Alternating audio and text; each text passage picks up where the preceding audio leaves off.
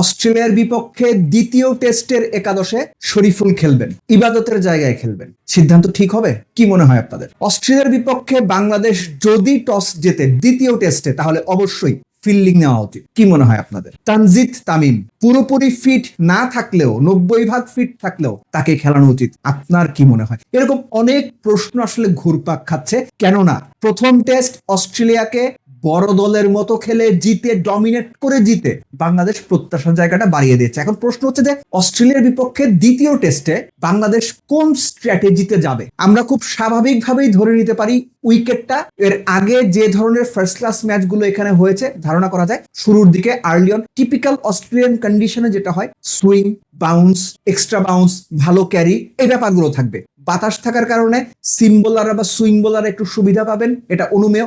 শুরুতে যারা ব্যাট করবেন অন্তত প্রথম 25-30 ওভার বা প্রথম সেশনটা বা প্রথম দিনটাও স্ট্রাগল করতে হতে পারে। দ্বিতীয় তৃতীয় দিন ব্যাটিং এর জন্য বেটার সারফেস হতে পারে। চতুর্থ দিন পঞ্চম দিন স্পিনাররা সুবিধা পেতে পারেন। অর্থাৎ একটা ভালো cricketing track, test cricketing track যেমন হয় তেমন উইকেট এক্সপেক্ট করা হচ্ছে।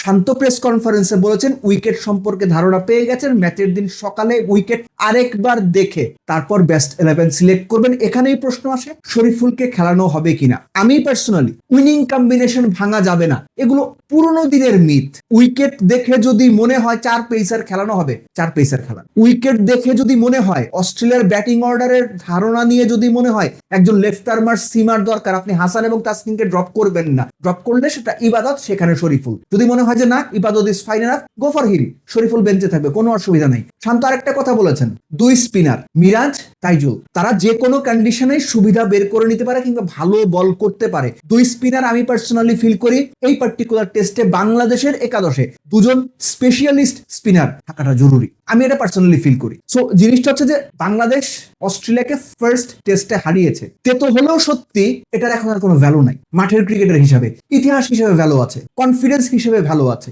একই সঙ্গে বাংলাদেশ অস্ট্রেলিয়ার চোখে চোখ রাখার জন্য যে সাহসটা দরকার সেই পার্সপেক্টিভে ভ্যালু আছে, কিন্তু মাঠের ক্রিকেটের ভ্যালুটা খুব বেশি নাই। পার্টিকুলার ডেতে সেকেন্ড টেস্টে বাংলাদেশ কেমন পারফর্ম করে সেটাই আসলে সবচেয়ে বড় ভ্যালুটা অ্যাড করবে। বটম লাইন হচ্ছে বাংলাদেশকে ওই মানসিকতা রাখতে হবে যে প্রথম টেস্টের পারফরমেন্সটা বাংলাদেশ টেনে যেন আনতে পারে, সেই ধারাবাহিকতাটা যেন ধরে রাখতে পারে, অস্ট্রেলিয়ার সামনে গিয়ে যেন ভেঙে চুরে না পড়ে। দ্বিতীয় টেস্ট 2.5 দিনে শেষ হবে। দ্বিতীয় টেস্ট অস্ট্রেলিয়া ঝাঁপিয়ে পড়বে, বাংলাদেশকে গুড়িয়ে দেবে। এই টেস্টটা অস্ট্রেলিয়া করবে, এটা আপনি জানেন, আমি জানি, বাংলাদেশের প্লেয়াররাও জানে। মূল কথা হচ্ছে বাংলাদেশ অস্ট্রেলিয়ার ওই ডমিনেন্সের এগেনস্টে, ওই মাইন্ড সেট আপের এগেনস্টে নিজেদের কিভাবে মেলে ধরে। আমি ব্যক্তিগতভাবে বিশ্বাস করি দ্বিতীয় টেস্টটাতেও বাংলাদেশের ভালো লড়াই করার কথা। জয় পরাজয় ড্র এগুলো অনেক পরের কথা, কিন্তু এই যে লড়াই যদি বাংলাদেশ করতে পারে তাহলে সেটাই হবে এই টেস্ট সিরিজ থেকে বাংলাদেশের সবচেয়ে বড় প্রাপ্তি। কেননা টেস্ট সিরিজটা কিন্তু বাংলাদেশ হারছে না। সো বাংলাদেশ এখান থেকে, অস্ট্রেলিয়া থেকে মাথা উঁচু করে বিজয়ীর বেশে দেশে ফিরবে, সেই আশায় বুক বেঁধে আছি।